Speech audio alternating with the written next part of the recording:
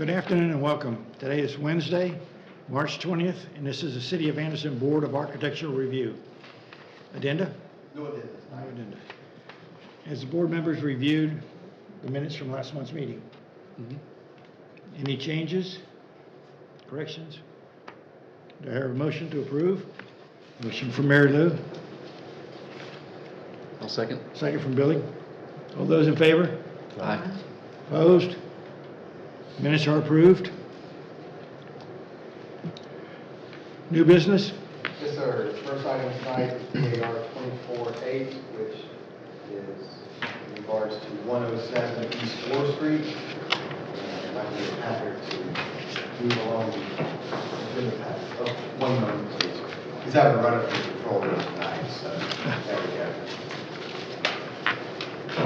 This is 107 East 4th Street, excuse me, is located in the downtown historic district. The location map will show you that it's located on East 4th Street between Main Street and Duffy Street. The property looks familiar to you because there's been several items that's come to you before. The next photograph shows the historic image of the way it looked over the past few years. And we can go to the next slide.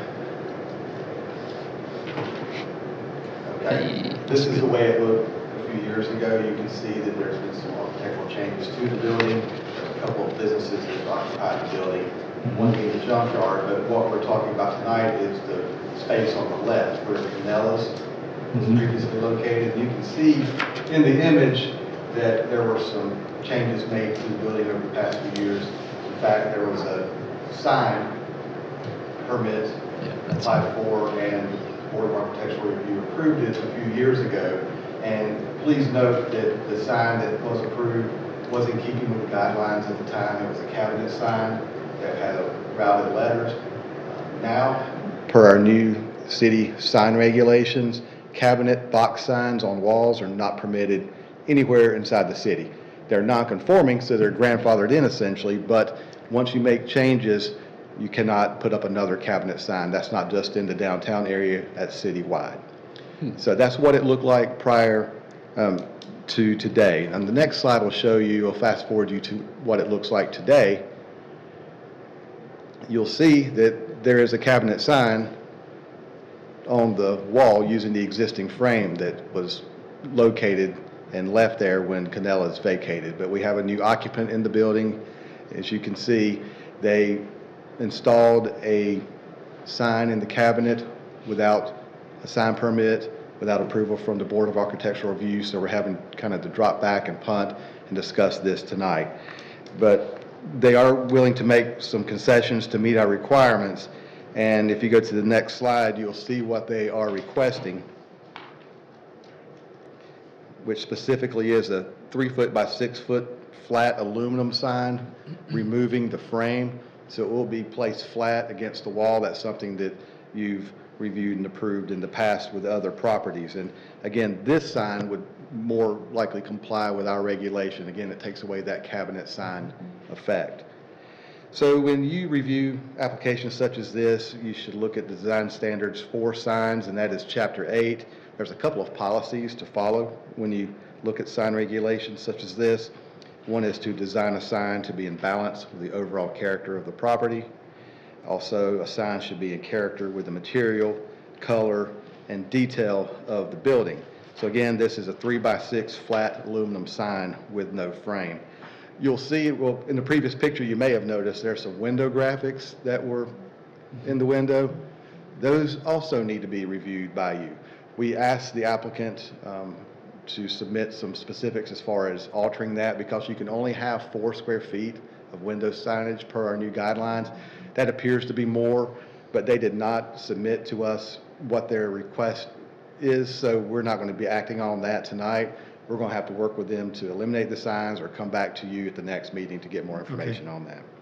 But again, we're talking about the wall sign on the building, and in general, the staff recommends approval of what they're requesting with the 3x6 flat aluminum sign. But a couple of suggestions we do have for the board for you to consider. We recommend that the background and the text colors basically a reverse somewhat to lessen that image of the white background. I know the junkyard next door has that white background, but again, it was previously approved under the cabinet sign, approvals with the routed letters. So it's a little bit different now. We also recommend that that a border frame line be added a couple of inches from the edge of the sign going around it. That kind of frames it in. There are several examples of that downtown with other signs that are flat aluminum signs. So we recommend that that would help complement similar signs in the area. And although this is not sign related, what kind of is, there's a couple of gooseneck light fixtures, as you can see, that are above the sign that already are in existence. We recommend that those are painted to more closely match the door frame and the window frame of the building, black essentially. But that's what's being brought to you tonight. Again, I expect this will come back to you for further discussion with the window graphics, but tonight we're acting on the 3x6 flat aluminum sign. Also, if this is approved, we will work with the applicant to obtain a sign permit to remove what is not compliant with our guidelines as well. Okay. Questions or comments? I guess I have one question. It's really, it might come down my own inexperience in this, but when the junkyard submitted their own permit for signage, what was that, 6 months ago? I can't remember what Ron Haskell walked away with that. And if we're asking him to paint goosenecks here, does Ron have intention of doing the goosenecks that we were offering up on the other side of the building at a later date? I guess.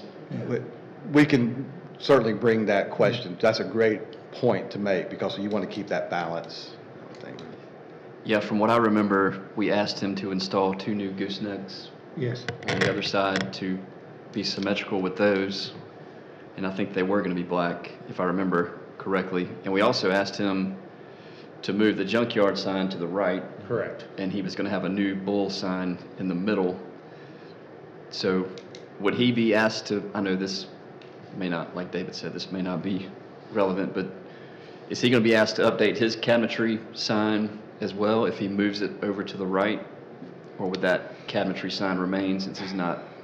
That's a good question because the way the sign regulations read, if they're altered anyway, if there's a change in brand or anything like that, that's when the sign regulations kick in. However, this is an historic district. You recently acted upon it to move it somewhat. We can look into that a little bit more to find out if that would kick in the brand new guidelines or not. But like you said, this was considered just a few months ago, really. Right. Well, and it's unclear whether he was going to move forward, because kind of how Right, he left right. it was, Well- we approve it if you follow these guidelines that we hashed out at a meeting. Yes. So he That- didn't confirm that he was going to move forward with. That's any right, and we changes. haven't seen any indication, sign permit or otherwise, that would take place. Right, you gave them the authorization to, but that doesn't mean they Right. will, yeah. Yeah. I mean, the symmetry of the facade is so strong, I just feel like whatever we do here, he would need to match it on the other side, Yes. you know? Yeah. The height of the signs is considerably different Right. between the two businesses. Yeah, I was going to say, my suggestion would be, I believe that's a 32-inch panel, brick panel where the junkyard is, the junkyard sign. If this sign could be squeezed from 36 to 32, I think it would be more in line with that architectural brick panel scale, if that makes sense. And possibly actually move it up a little bit closer to the lights, to the gooseneck light fixtures. And line up a little bit better with the junkyard sign. Yes, sir, and that's one item I failed to mention. Yeah, if we could reduce the height somewhat to allow 2 rows of brick above it and of the header and row and then brick at the top. So that would, like Mr. Zions mentioned, It would raise it up. yes, it would Yeah. raise it up. And is it going to have rounded corners like that, or will it be square? This is what's Okay. supplied to us. So again, I'll say that we've been limited in getting information from the applicant. Okay. But you all are recommending, the staff is recommending that it have a frame around it. A frame being like a painted frame on the sign, not a, Right. frame right. attached. Like, they're going to be eliminating that frame because, again, cabinet signs are not allowed. Just something that will frame in the sign. That, A painted border on the yeah, side. border, and that's what we've seen with other signs such as this in the downtown area. But, so we could recommend that it be, do away with the rounded corners and be squared off corners so that it would be more compatible with the symmetry. Right. Sure. And how is that attached? Would it have like those aluminum grommets or whatever you call them? Where Yeah. Yes, in their application, I believe that's what they stated. It's not a grommet, what is it? Yeah. Okay. Any other comments, questions? Okay, so we're looking at diminishing the height of the sign itself from 36 to 32 inches, squaring off the corners, and having a painted border. And what about reversing the colors like was recommended by staff? With the current signage on the junkyard, it seems again, and again, I really liked Amanda's comment about symmetry and keeping square corners to match with the building. And I think if we're keeping a match with the current building, flipping those colors actually could potentially throw that off. The white background matches with the current junkyard sign. Obviously, if Ron moves forward with the renovations we approved and authorized, that might change things, but as of right now, there's been no movement on that, so we haven't seen that he's pursuing that, and under the current situation, I think the white background actually matches better with the current building. And I agree, also, it makes more of a contrast, so you can see the sign. Yeah. But painting the lights Yeah. black. Yes, I think that will. Painted lights, you said, as part of the, Yeah. Okay, so we're looking The at. lights black. yep. So we're looking at painting the light fixtures a dark color, black or a dark, I guess it would be, what is that? It's probably bronze. That's bronze, probably a bronze. Yeah, Dark to bronze. match the window framing. We're looking at squared corners, a border around the sign, the colors staying the same, and reducing the sign height from 36 to 32 inches. Any other concerns? Do we have a motion to approve with those changes? Motion from Amanda to approve with those changes. Second. Second from Jill. Any further questions or comments? All those in favor? Opposed? Carried unanimously. Get all those changes? Got them. Good. Thank you. Thanks for saying it 2 or 3 times as well, so that helps me. Okay. Okay, next is BAR 24-9.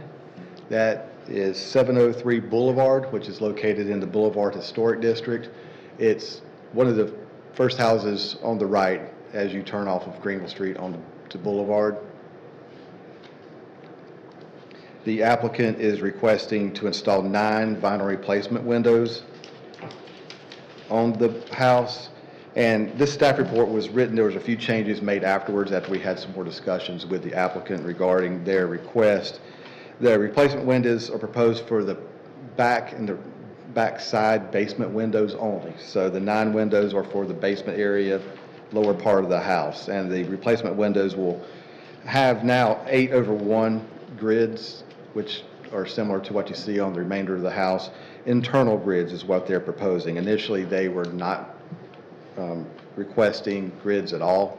but after a conversation with them, they're now going with 8/1 internal grids. And we can flip through a few of the photographs just to give you a perspective of what we're talking about. That's a photo of a typical basement window on the house, and you can see that's the back perspective of the property, and you can see the windows on the bottom.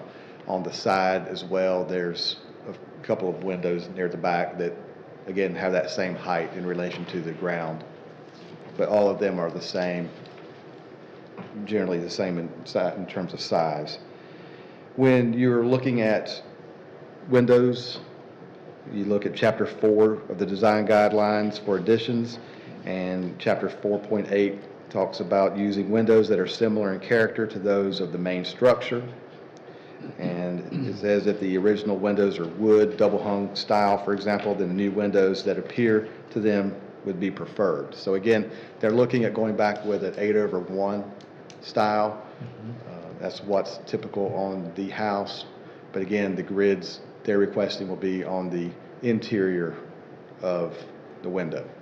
So that's coming to you again. Again, these windows are really not visible from the street. They're mainly in the back side. And this is a statement from the applicant or the applicant's contractor after we had a conversation with them stating they can go back. I'm assuming the windows may have been ordered. I'm not 100% sure of that, so I'm thinking they're stating here that they can go back and alter them to give that 8/1 appearance. Comments or questions on the internal grids? Yeah, Yeah. this letter says they can add exterior grids. Yep. Could they not do that? To Oh, add- okay, very good then. It does. Yep.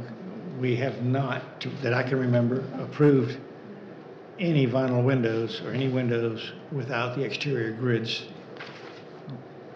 Well, as Ms. Helgeson said, that letter states it, and unfortunately, the applicants are not in attendance to confirm it, but I think that would provide the affirmation to us, at least to make a decision this evening, and we can pass that along to the applicant, because that would be your decision. Are there any other concerns in these windows? Do we have a motion to approve with external grids added? Motion from Jill to approve with external grids. Second from Greg. Any further comments or questions? All those in favor? Opposed? Carried unanimously.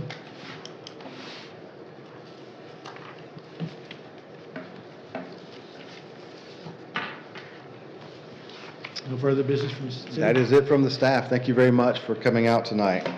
Okay. Yes, any open business for the board? Anybody want to discuss anything while we're here? Do I hear a motion to approve, to adjourn? Motion from Jill to adjourn. Second from Billy. All those in favor? We are adjourned. Thank you.